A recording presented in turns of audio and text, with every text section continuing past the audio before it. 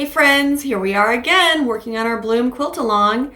So today's video is going to focus on cutting all of those borders. In the cutting guide, hopefully you've downloaded it by now, or you've at least looked at it online or something. Anyway, in our cutting guide, it tells us that we are cutting 6 rectangles that are 2.5 by 8.5 from a lot of fat eighths. I did the math for us, and we are going to need 100 of the rectangles and 123 of the 2.5-inch squares. Now it also tells us that 2 of the rectangles and 3 of the squares will not be used, and the numbers that I included there do take those into account. If you watched my video about cutting my backgrounds, at the end I gave you a little secret and told you that I cut them wrong. So I actually have 18 of my white rectangles cut already, but that means I need another 82 of those. So I'm just going to pull through some of my scrap fabrics and try to get a good mixture of colors and cut those rectangles out. And then as I go along, I'm also going to cut the 2.5-inch squares as I can until I get the right amount. And that's pretty much all there is to do for the outside borders. It's just all those rectangles and squares. And I know because some of us are not working with the kit, that the cutting guide was developed to go with the kit. So sometimes it's hard to figure out, well, okay, I don't have the kit, so exactly what am I supposed to be doing here? So anyway, that's why I did the math for you. You're going to need 123 2.5 by 8.5-inch rectangles. No, I'm sorry. 123 2.5-inch squares, 100 2.5 by 8.5-inch rectangles. Okay.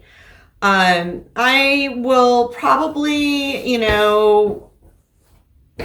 speed some of this up, and then I will also slow some of it down if I have something constructive to say, and then we will just go from there. What I like to do is line up all my edges, or at least a semi-close edge. And let me swing this camera down so you can see.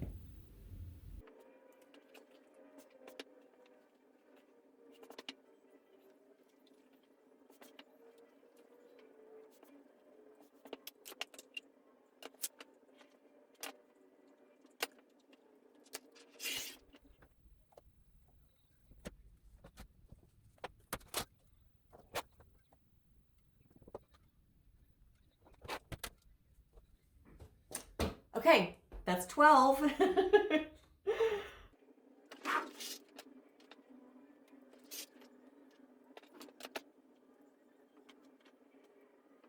Now, for those of you that love the scrappy quilts, you would probably save these and cut your 1.5-inch squares. I'm not going to worry about that.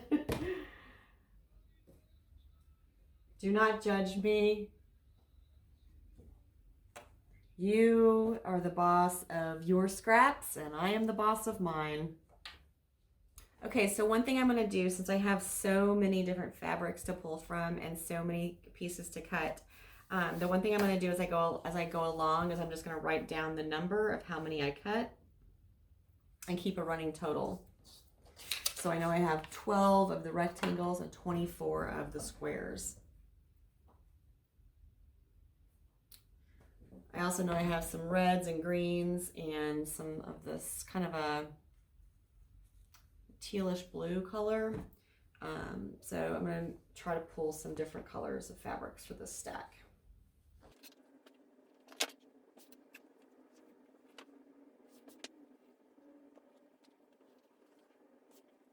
One of the requirements that I have for these strips is I want to make sure I can get 2 cuts out of this. So this width needs to be at least 5 inches, and then this needs to be at least 8.5. If it looks like I'm pressing really hard, it's because I probably am. It's kind of a weird angle to be in the frame for you to see and to cut these fabrics, so I apologize for that. My blade is sharp, I promise.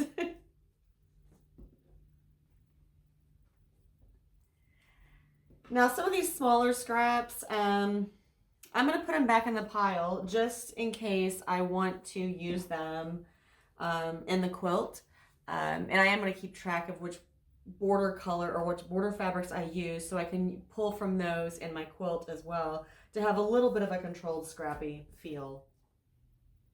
I'm probably a little paranoid at this point just because of the mishap that I had with cutting my background. So if you see me double and triple checking my measurements, that's why.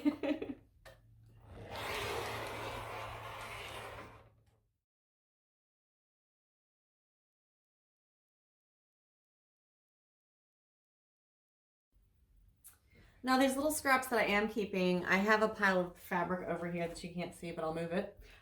Basically what I do is I just put this inside the larger scrap, and that way when I go to cut this again, it's right there handy for me. Getting quite the little scrap pile going there. Okay, so since I have some longer fabrics in this stack, I'm just going to do the math real quick to decide. I need 8.5 plus 2.5 and 2.5 is 5, so 13.5 inches. So I'm going to cut this straight down here, and then I'm going to cut it at 14 just to give me a little extra wiggle room. Maybe 13. I don't know. We'll see. Hang on. Okay, we're going to cut this at 13 inches long.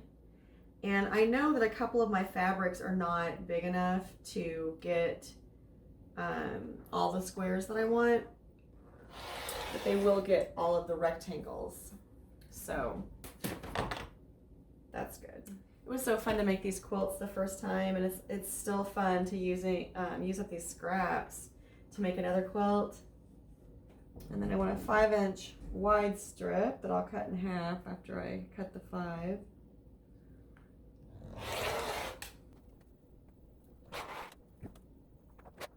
Okay, so here's another 20 squares.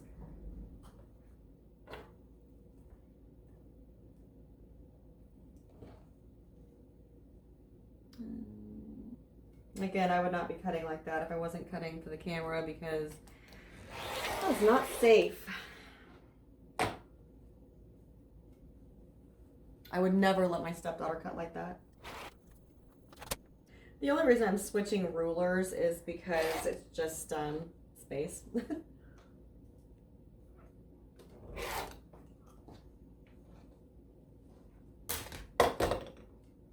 Another 24 squares. That takes me to 72. And another 12 takes me to 66. Okay, that's the last 8. Yeah, so that was fun. That was a lot of cutting. All right, so just to recap, we needed 100 of the rectangles and 123 of the squares. So all of those are cut, and you can see my stacks right here of all of those. I also have some white ones that go with this. So that will get me started on the borders for the Bloom quilt along. And the way the sewing guide is written, they actually have you build part of the border around the block as you go along. You're going to frame each block. So it shouldn't be too bad. But I will be going ahead and looking, and let's look together. Yeah, it does give you some instructions here on how to do the assembly for border 1 and border 2. So I may work on that a little bit as part of my first steps for sewing. But other than that, the next thing I need to do is cut out the fabric for all of the blocks. And I'm going to do it the same way as I did the interfacing. I'm going to go block by block. I'll pull the fabrics that I want for that block. Kind of keep in mind like just color placement in the quilt, and put those in each one of the bags, and then we will be set to start sewing on November 12th. So I hope you are enjoying these little videos that I'm doing. I hope that they're helpful. I hope that you're picking up some tips and tricks along the way. This one was pretty straightforward. There wasn't too much to say about just cutting your fabrics into rectangles and squares. I mean, if you've done any quilting, then you've probably cut some rectangles and squares before. So Anyway, that is the next step for the Bloom Sew Along. I am so thankful that so many of you have joined me. I appreciate your support. Thank you for liking and subscribing to the channel. Thanks for sharing it out on social media. I appreciate it. And I will see you next time. I should be posting another video in a few days, so just stay tuned for that, and it will be about cutting the fabrics for the blocks themselves. That's all I have for this video, and until next time, happy stitching!